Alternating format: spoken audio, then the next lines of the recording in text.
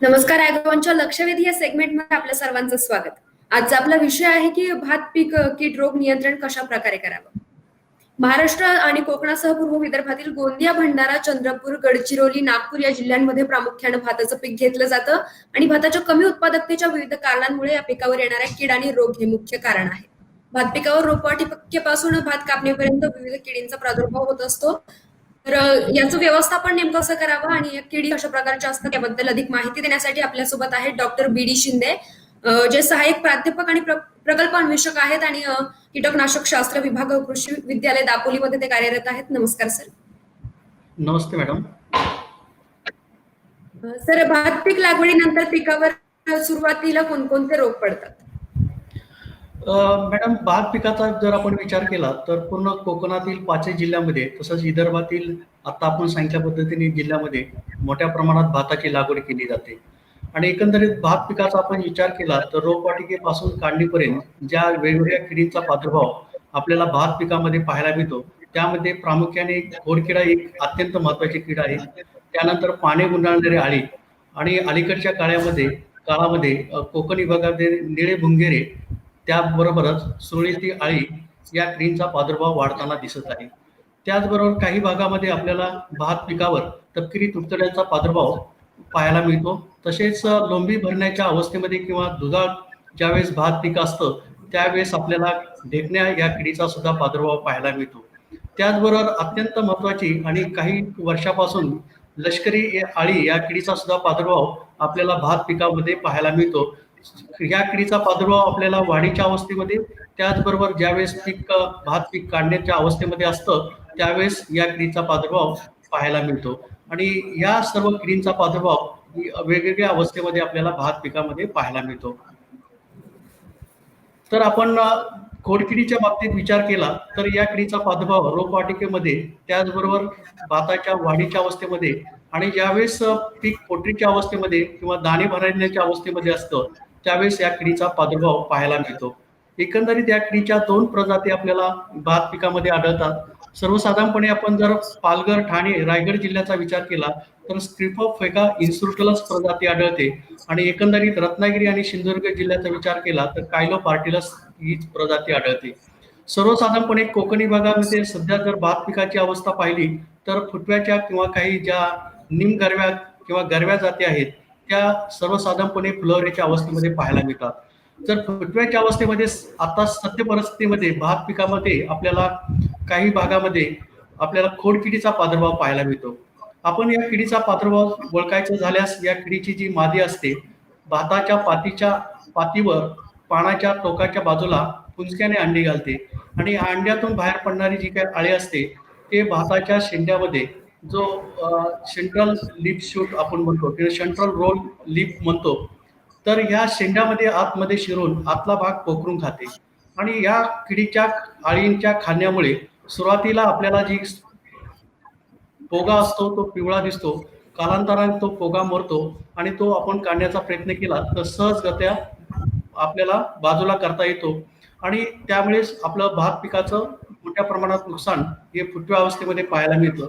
त्याच पद्धतीने या किडीचा प्रादुर्भाव ज्यावेळेस लोंब्या बाहेर पडण्याच्या किंवा पोटरीच्या अवस्थेमध्ये किंवा फ्लोऱ्या किंवा दाणे भरण्याच्या अवस्थेमध्ये या किडीचा प्रादुर्भाव झाल्यानंतर ही जे किडीचे अळे आहे ते भाताच्या खोडामध्ये प्रवेश करून आतला भाग पोखरल्यामुळे जी काही बाहेर पडलेले लोंब्या असतील त्या लोंब्यामध्ये दाणे भरण्याची प्रक्रिया पाहायला मिळत नाही किंवा दाणे भरत नाही. पूर्ण लोंबी पांढरी पिसा पडते किंवा कळी जो आपण म्हणतो तर अशा प्रकारचं नुकसान आपल्याला विविध वाढीच्या अवस्थेमध्ये भात पिकामध्ये या खोडकिडीमुळे होत असतं.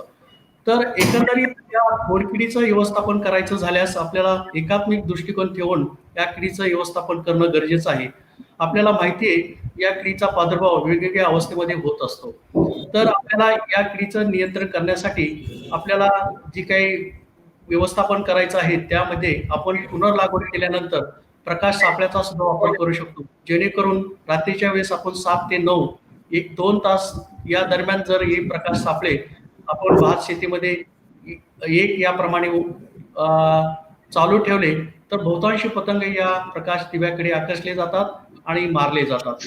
त्याचबरोबर आपल्याला काही कामगंध सापळे सुद्धा विकसित करण्यात आलेले आहेत. या कामगंध सापळ्याचा सुद्धा वापर आपण भात शेतीमध्ये करावा. त्याच्यामध्ये 2 प्रकारचे कामगंध आहेत. मी सुरुवातीला ज्या 2 प्रजाती सांगितल्या, श्रिपोफेगा नावाचा जी आहे प्रजाती त्याच्याकरता श्रिपोलिव्हर वापरा आणि कायलोपार्टिलस ही जी प्रजाती आहे याच्याकरता कायलो नावाचा जर कामगंध आपण वापरला आणि भात शेतीमध्ये हे जी कामगंध सापळे भाताच्या उंचीपेक्षा सर्वसाधारणपणे 1 फूट वरती उभारले तर मोठ्या प्रमाणात या पिढीचे नर पतंग या कामगंध सापळ्याकडे आकर्षले जातात आणि ते सुद्धा जायबंद होऊन मारले जातात. अशा पद्धतीने हे कामगंध सापळ्याचा सुद्धा वापर होणं गरजेचं आहे. त्याच पद्धतीने आपण भात शेतीमध्ये जागोजागी जर पक्षी थांबे उभारले हे बहुतांशी आपल्या या ज्या भात पर्यावरणामध्ये किंवा आपल्या पर्यावरणामध्ये बहुतांशी पक्षी आहेत ते या किडीच्या आळ्या वेचून खात असतात. त्यामुळे आपण भात शेतीमध्ये पक्षी थांबे सुद्धा उभारा. हे सर्व करत असतानाच आपण निसर्गामध्ये आढळणारे जे मित्र कीटक आहे यांचं संवर्धन होणं गरजेचं आहे. बहुतांशी भात शेतीमध्ये बेडकांचं बऱ्यापैकी प्रमाण असतं. त्या बेडकांचं सुद्धा संवर्धन व्हावं. त्याच पद्धतीने मेरीड ढेकूण असेल, कोळी असतील यासारख्या मित्र कीटकांचं संगोपन केल्यास या किडींचं नियंत्रण करण्यास आपल्याला मदत मिळणार आहे.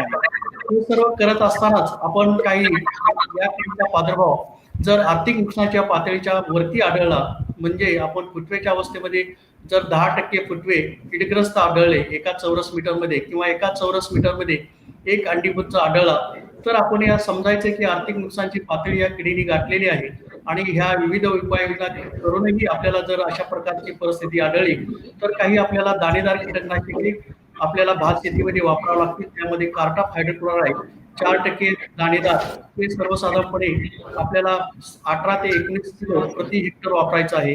त्याच पद्धतीने 0.3% फिप्रोनिल हे दाणेदार याची मात्रा सर्वसाधारणपणे 20 किलो प्रति हेक्टर वापरावी.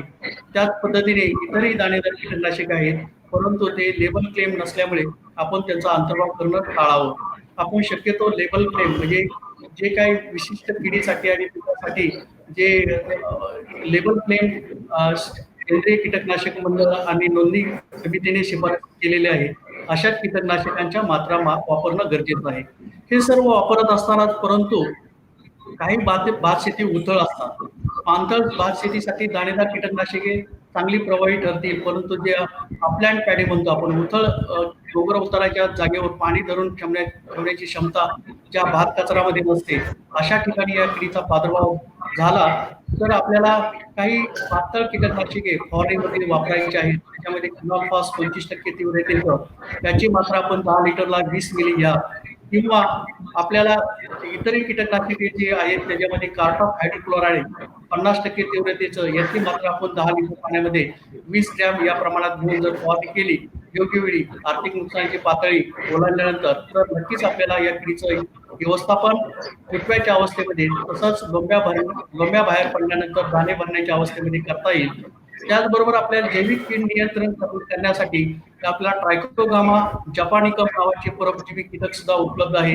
याचे अंडीपुंज आपल्याला भात शेतीमध्ये आपण जर याचे छोटे छोटे तुकडे तयार करून भाताच्या पातीला खाली स्टॅपल केले तर यातून बाहेर पडणारे पतंग हे या बोडकिडीचे अंडी बरोबर टिकून अंड्यामध्ये त्याचं नायनाट करतील आणि हे सुद्धा उपाययोजना आपल्याला नक्कीच फायदेशीर ठरू शकते. त्यामुळे आपण अशा पद्धतीने एकात्मिक कीड व्यवस्थापन खोडकिडीचं करायला पाहिजे. यानंतर आपण भात पिकाच्या बाबतीमध्ये सद्य परिस्थितीचा जर विचार केला तर भात पिकामध्ये आपल्याला निळे भुंगेरे या किडीचा सुद्धा प्रादुर्भाव भात शेतीमध्ये पाहायला मिळतात. एकंदरीत या किडीचं जर आपण वर्णन करायचं ठरवलं तर या किडीचे जे प्रौढ भुंगे आहेत निळसर रंगाचे चकाकणारे असे भुंगे आपल्याला भाताच्या पानाच्या पृष्ठभागावर पाहायला मिळतात. त्याच पद्धतीने याची जी आळी आहे ती भुरकट रंगाची असते. या दोन्ही अवस्था म्हणजे प्रौढ भुंगे आणि भुरकट आळी ह्या दोन्ही भात पिकाच्या पाती खरवून म्हणजे पानाच्या वरच्या पृष्ठभागावर राहून भाताच्या पाती खरवडत असतात आणि त्यांच्या खरवडण्याने काय होतं तर भाताच्या पातीवर लंबकार पांढरे चट्टे तयार होतात. शक्यतो या किडीचा प्रादुर्भाव ज्या ठिकाणी जास्तीचं पाणी भात शेतीमध्ये धरून ठेवलेलं आहे किंवा जी भात शेती ओघळाच्या जागेवर आहे, सातत्याने पाणी वाहत आहे, अशा ठिकाणी या किडे भुंगरे सारख्या किडीचा प्रादुर्भाव आपल्याला भात शेतीमध्ये पाहायला मिळेल. तर शेतकरी मित्रांनी ज्या ठिकाणी या किडीचा प्रादुर्भाव आपल्या भात शेतीमध्ये आढळला असेल तर त्या किडीचं सुद्धा व्यवस्थापन आपल्याला योग्य वेळी करणं गरजेचं आहे, जेणेकरून ज्या भात शेतीमध्ये या किडीचा प्रादुर्भाव झालेला असेल त्या ठिकाणी भाताची वाढ खुंटते, लोंब्या बाहेर पडत नाही. तर आपण या किडीचा प्रादुर्भाव आर्थिक नुकसानची पातळी जी याची ठरलेली आहे, सर्वसाधारणपणे एका चौरस मीटरमध्ये एका छोडामध्ये सर्वसाधारणपणे 2 प्रादुर्भावग्रस्त पानं जर आढळले तर आपल्याला या व्यवस्थापन करणं गरजेचं आहे. त्याकरिता जी काही लेबल क्लेम्स जे औषध आहे त्याच्यामध्ये फेन्थोएट या नावाचं कीटकनाशक याची मात्रा आपल्याला 10 लिटरला 20 मिली घ्यावी लागेल. परंतु इतर कीटकनाशक या किडीसाठी चांगले परिणामकारक आहेत. त्याच्यामध्ये आपण लॅम्बडा सायलोथ्रिन 5% तीव्रतेचं त्याची मात्रा आपण सर्वसाधारणपणे 10 लिटरला 8 मिली या प्रमाणात घेऊन जर फवारणी केली तर याचे चांगले परिणाम दिसतात. त्याच पद्धतीने कार्टाफ हायड्रोक्लोराईड 50% पाण्यात विद्राव्य दुपटी 20 ग्रॅम आपण 10 लिटर पाण्यामध्ये घेऊन फवारणी करावी. शक्यतो आपण पावसाळ्यामध्ये भात पिकावर फवारणी करत असताना जी काही फवारणीमध्ये वापरणारे कीटकनाशक असतील त्याच्यामध्ये शक्यतो आपण एखादा चिकटणारा पदार्थ म्हणजे स्टिकर वापरणं गरजेचं आहे. स्टिकर वापरायचा झाल्यास आपल्याला शँडोविट किंवा इतर स्टिकर बाजारामध्ये उपलब्ध आहे. याच्या मात्रा आपण 10 लिटरला 10 मिली घेऊन फवारणीच्या कीटकनाशकामध्ये मिसळून फवारणी करावी. शेतकरी मित्रांनो, सध्या आपण जर भात पिकामध्ये पाहिलं तर सुरळीत अळी या किडीचा सुद्धा प्रादुर्भाव बहुतांशी भात शेतीमध्ये पाहायला मिळतोय. तर सुरळीत अळी आपण पाहिली तर ज्या ठिकाणी जास्तीचं पाणी आहे, ओढाची जागा आहे, अशा ठिकाणी प्रामुख्याने आपल्याला या किडीचा प्रादुर्भाव पाहायला मिळतोय. सुरळीत अळी या किडीचं वर्णन करायचं झाल्यास आपल्याला हे पतंग जे असतात नाजूक असतात, पांढऱ्या रंगाचे असतात, त्यांच्या पुढच्या आणि मागच्या पंखावर आपल्याला काळसर टिपके पाहायला मिळतात. आणि ह्या सुरळीत अळीची मादी जी आहे ती पानावर अंडी सोडते. अंड्यातून बाहेर पडणाऱ्या ज्या अळ्या आहेत सुरुवातीला काही प्रमाणात जी काही कवळी पानं आहेत ते कुरतून खातात, परंतु नंतरच्या अवस्थेमध्ये गेल्यानंतर तत्काळ ते पानाच्या टोकाचा भाग कवळ्या पानाचा टोकाचा भाग कट करून किंवा तोडून छोट्या छोट्या सुरळ्या तयार करतात आणि त्या सुरळ्यामध्येच आतमध्ये राहतात. आणि अशा सुरळ्यामध्ये राहिल्यानंतर काही सुरळ्या आपल्याला पानाच्या टोकाच्या बाजूला लटकताना दिसतात, काही सुरळ्या पानाचा हरित भाग हिरवा पापुद्रा खरवटताना दिसतात, तसेच काही सुरळ्या पाण्यावर तरंगताना दिसतात. अशी विशिष्ट परिस्थिती आपल्या भात शेतीमध्ये तयार झाल्यानंतर या किडीचं सुद्धा व्यवस्थापन करणं गरजेचं आहे. कारण की या सुरळीत आळ्या सुरळ्यामध्ये राहून पाण्यावर जरी तरंगत असल्या तरी जिवंत राहतात, कारण का त्यांची एक विशिष्ट त्यांची रचना आहे. त्यांना जी काही हवेतील ऑक्सिजन बाकीचे कीटक घेत असतात, परंतु ही जी अळी आहे पाण्यातील ऑक्सिजन घेत असते. त्यांना गिल असतात म्हणजे कल्ले असतात त्यांच्या अळ्यांचा. अशा पद्धतीची परिस्थिती असल्यामुळे पाण्यामध्ये त्या जिवंत राहतात. तर या किडीचं व्यवस्थापन करणं गरजेचं आहे, कारण का ज्या भात शेतीमध्ये या किडीचा प्रादुर्भाव झालेला असेल त्या भातांची वाढ आपल्याला अपेक्षित मिळत नाही, त्रुटी राहतात, लोंब्या बाहेर पडत नाहीत आणि जसं काही शेळ्यांनी भात पीक खाल्लं आहे अशा पद्धतीने भाताच्या पाती आपल्याला केलेल्या पाहायला मिळतात. तर या किडीचं व्यवस्थापन करण्यासाठी साध्या सोप्या योजनेचा आपण घरातील एक दोर घ्यावा. घरामध्ये आपल्याला जनावरांसाठी बांधण्यासाठी किंवा इतर कामासाठी आपल्याला दोर लागतो. अशा प्रकारचा जाड दोर घेतल्यानंतर आपण भात शेतीमध्ये जाण्यापूर्वी अजून एक गोष्ट घ्यायची आहे. त्याच्यामध्ये घरातील आपल्याकडे केरोसिन किंवा राखेल असतं, थोडं लागणार आहे 2 चमचा किंवा 3 चमचा, किंवा त्याच पद्धतीने आपल्या घरातील 2 माणसं घेऊन आपण भात शेतीमध्ये चला आणि ज्या ठिकाणी या किडीचा प्रादुर्भाव झालेला असेल तो दोर आपण वळण्यापूर्वी सुरुवातीला भात खतरातील पाणी तुंबून धरा. जिथं बांध फुटलेला असेल तो बंद करून पाणी साठवून ठेवा. साठवल्यानंतर तत्काळ आपण 2 ते 3 चमचे केरोसिन हे आपण वेगवेगळ्या ठिकाणी सोडा, जेणेकरून त्या पाण्यावरती असा एक तवंग किंवा पाण्याचा तेलाचा थर निर्माण होईल. ते झाल्यानंतर आपण हा दोर घेऊन ज्या भात शेतीमध्ये या किडीचा प्रादुर्भाव झालेला आहे त्या भाताच्या पातीवर फिरवा. असा फिरवत असताना ज्या लटकणाऱ्या जी काही सुरळ्या असतील किंवा या आळ्या असतील त्या पाण्यामध्ये पडतील आणि पाण्यात पडल्यानंतर पाण्याच्या वर असणारा जो तेलाचा तवंग आहे त्याच्या खाली गेल्यानंतर त्यांना जो लागणारा प्राणवायू आहे तो उपलब्ध होणार नाही, काही कालावधीत त्या मारल्या जातील. हे करूनही लगेच तत्काळ आपल्याला जर आपण बांध फोडला आणि घरातील काय मच्छरदाणी आहेत ती फोडलेल्या बांधा लगत लावली तर जे भात शेतीमध्ये असणाऱ्या सुळ्या त्या एकत्र गोळा आपल्याला मच्छरदाणीमध्ये करता येतील. केल्यानंतर ते आपण त्यांचा नायनाट करा. अशा पद्धतीने साधी सोपी उपाययोजना आपल्याला घरगुती करता येईल कुठल्याही प्रकारचं कीटकनाशक न फवारता. परंतु या किडीचा प्रादुर्भाव जर अत्यंत प्रमाणात असेल आणि आपल्याला शक्य झाल्यास आपण जे काही शिफारसीत कीटकनाशक आहेत त्याच्यामध्ये फेंथोएट हे कीटकनाशक आपल्याला घ्यायचं आहे. हे फेंथोएट आपल्याला 10 लिटर पाण्यामध्ये 20 मिली घ्या आणि फवारणी करा. फवारणी करत असतानाच या फवारणीतील कीटकनाशकामध्ये चिकट द्रावण किंवा स्टिकर वापरा आणि फवारणी करा. शक्यतो आपण 5 ते 6 तास पाऊस न पडेल अशा अंदाज घेऊन फवारणी करणं गरजेचं आहे, जेणेकरून फवारणी केलेलं कीटकनाशक व्यवस्थित लागू पडेल याचा अंदाज आपण घेतला पाहिजे. यानंतर आपल्याला भात पिकावर जे सर्वसाधारण इतर कीटक पाहायला मिळतात त्याच्यामध्ये आपल्याला जी काही मी सांगितल्या पद्धतीने लष्करी अळी या किडीचा सुद्धा प्रादुर्भाव आपल्याला वेगवेगळ्या अवस्थेमध्ये भाताच्या वाढीच्या अवस्थेमध्ये पाहायला मिळतो.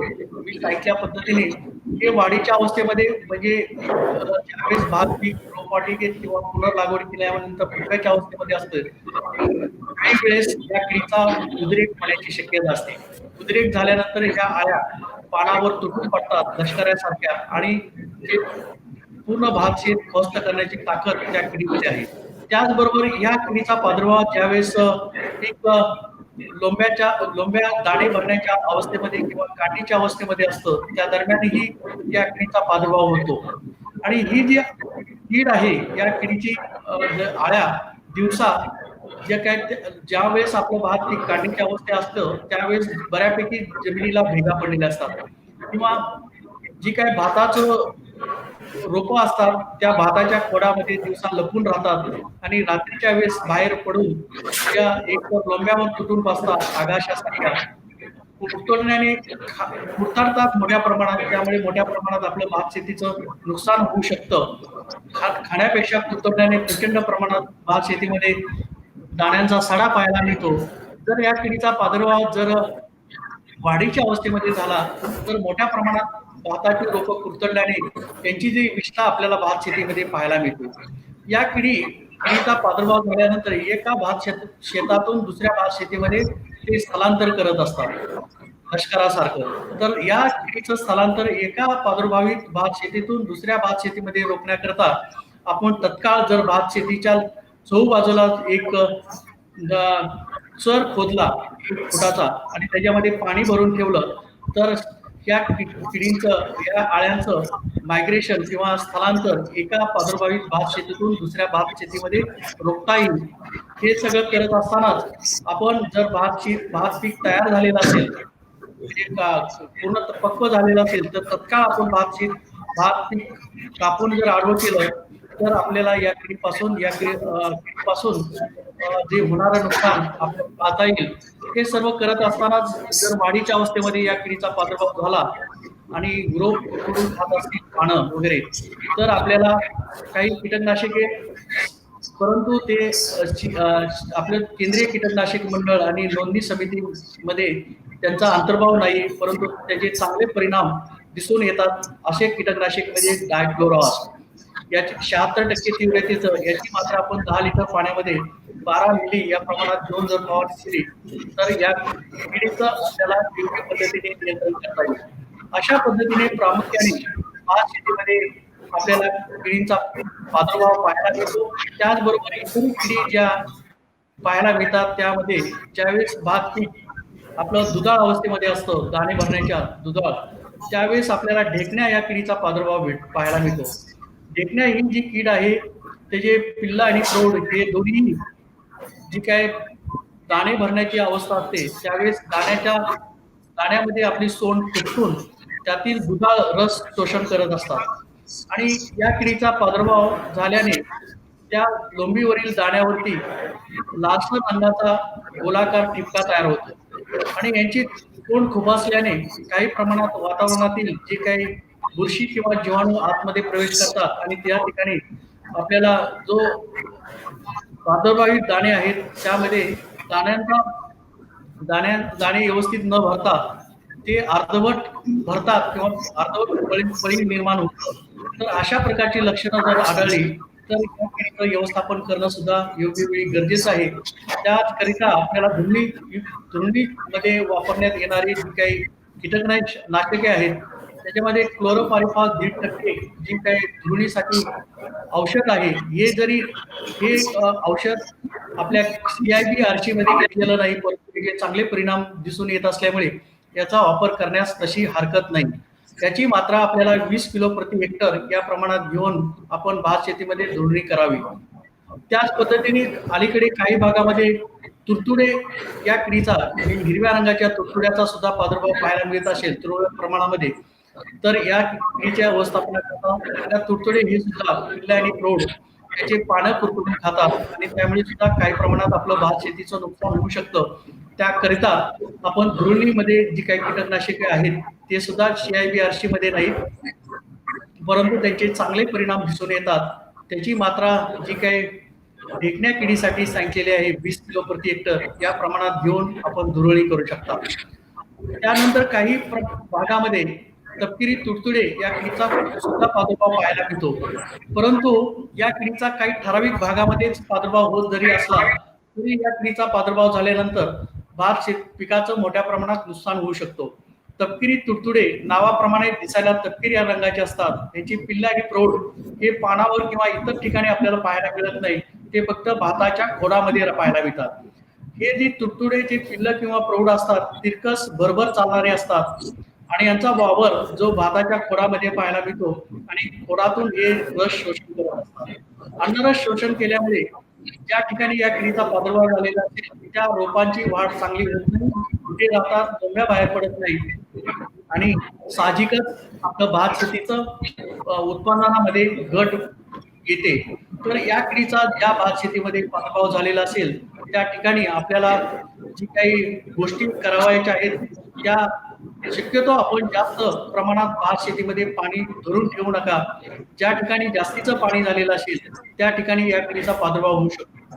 त्याच पद्धतीने भाताची जी लागवड आहे रोपांची लावणी करत असताना आपण शिफारसीत अंतर ठेवणं गरजेचं आहे.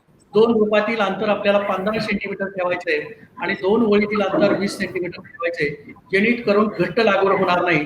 कारण का ज्या ठिकाणी घट्ट लागवड झालेली आहे त्या भात शेतीमध्ये या किडीचा प्रादुर्भाव येण्याची जास्त शक्यता असते. कारण का जास्तीचं घट्ट लागवड आणि नत्र खतांचा वाजवी वापर या सर्व गोष्टी या किडी पोषक आहेत.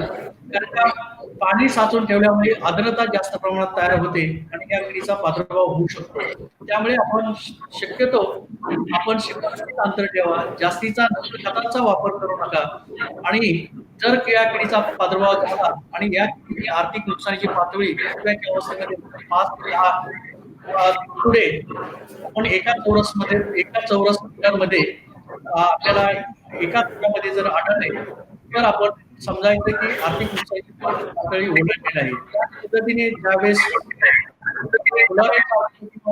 फ्लोरेच्या अवस्थेमध्ये पीक असेल किंवा दाणे पडण्याच्या अवस्थेमध्ये पीक असेल या दरम्यानही याच प्रमाणामध्ये 5 ते 10 तुडतुडे प्रत्येक चुडामध्ये जर आढळले तर आपण समजायचं त्या किडीने आर्थिक नुकसानीची पातळी गाठलेली आहे आणि तत्काळ आपल्याला जी शिफारसीत कीटकनाशके आहेत त्याच्यामध्ये इम्डॅक्लोपिड 17.8 SL हा 17.8% तीव्रतेचं त्याचं प्रमाण 10 लिटरला 3 मिलीग्रॅम किंवा फेन्टोएट हे जे कीटक फेन्टोएट नसून फिप्रोनिल घ्या.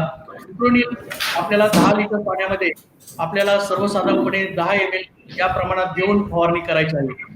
फवारणी करत असताना फवारणीमधील कीटकनाशक हे भाताच्या खोडापर्यंत पोहोचणं गरजेचं आहे. कारण का ही जी कीड आहे ही भाताच्या खोडामध्ये असते. जर भाताच्या पानावरच राहिलं हे कीटकनाशक खोडापर्यंत पोहोचलं नाही तर याची पिल्लाने रोग मारले जाणार नाही आणि चांगल्या पद्धतीने याचं आपल्याला नियंत्रण मिळवता येणार नाही.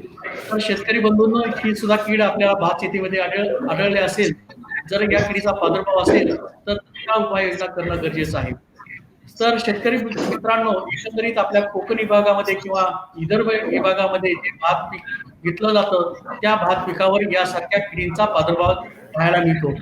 त्याच पद्धतीने मी जरी रोगशास्त्रज्ञ नसलो तरी भात पिकामध्ये आपल्याला करपा आणि करपा या रोगाचा प्रादुर्भाव पाहायला मिळतो. त्याच पद्धतीने आभासमय काजळी, ज्यावेळेस भात पीक दाणे भरण्याच्या अवस्थेमध्ये असतं त्यावेळेस आभासमय काजळी या रोगाचा सुद्धा प्रादुर्भाव आपल्या भात शेतीमध्ये पाहायला मिळतो.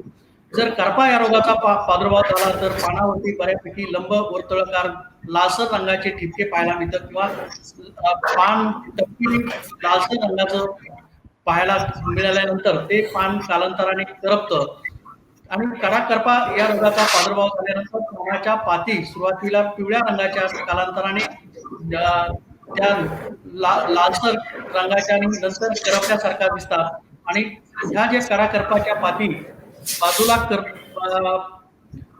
पातीचा कडेचा भाग पिवळा पडून नंतर लालसर होऊन करपतो आणि ह्या करपण्याचं प्रमाण मधल्या शिरेपर्यंत आल्यानंतर पूर्ण पान करपलेलं दिसतं.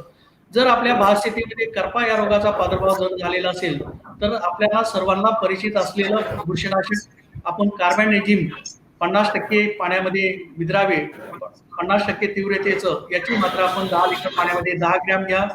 त्याचप्रमाणे आपण स्टिकर घ्या आणि फवारणी करा. त्याच पद्धतीने करपा या रोगाचा प्रादुर्भाव जर भात शेतीमध्ये झालेला असेल तर आपल्याला कॉपर ऑक्झिक्लोराइड COC आपण जे म्हणतो 50% तीव्रतेचं याची मात्रा आपल्याला 10 लिटर पाण्यामध्ये 25 ग्रॅम आणि त्याच्यामध्ये 1 ग्रॅम टेप्टोसायक्लिन किंवा टेप्टोमायसिन यासारख्या प्रतिजैविकाची मात्रा घेऊन ही एकत्रित पाण्यामध्ये घेतल्यानंतर याचं द्रावण आपण फवारणीसाठी करपा रोगाच्या फवारणीसाठी वापरा आणि या रोगाचं सुद्धा नियंत्रण करा. आभासमय काजळी तुरळक प्रमाणात आपल्या भागामध्ये आढळते आणि या काजळीचा प्रादुर्भाव झाला तर बहुतांशी शेतकरी म्हणतात की यंदा बंपर आपलं भाताचं पीक आहे, परंतु यामुळे सुद्धा भाताचं नुकसान होऊ शकतं. त्याकरता आपण कार्बेंडेजिम यासारख्या बुरशीनाशकाची मात्रा 10 लिटर पाण्यामध्ये जर 10 ग्रॅम घेतली आणि फवारणी केली तर यासारख्या रोगाचं सुद्धा नियंत्रण आपल्याला योग्य पद्धतीने करता येईल. जर आपल्या भात शेतीमध्ये यासारख्या कीड किंवा रोगाचा प्रादुर्भाव असेल तरच आपण आणि आर्थिक नुकसानीची पातळी ओलांडली असेल तर शिफारशीत आपण कीटकनाशक किंवा बुरशीनाशक जे केंद्रीय कीटकनाशक मंडळ आणि नोंदणी समितीने प्रमाणित केलेले आहे याचा वापर करून आपण भात पिकावरील कीड रोग व्यवस्थापन करावं असं मी या प्रसंगी आपल्याला आवाहन करतो. धन्यवाद. धन्यवाद सर आपण दिलेल्या माहितीसाठी.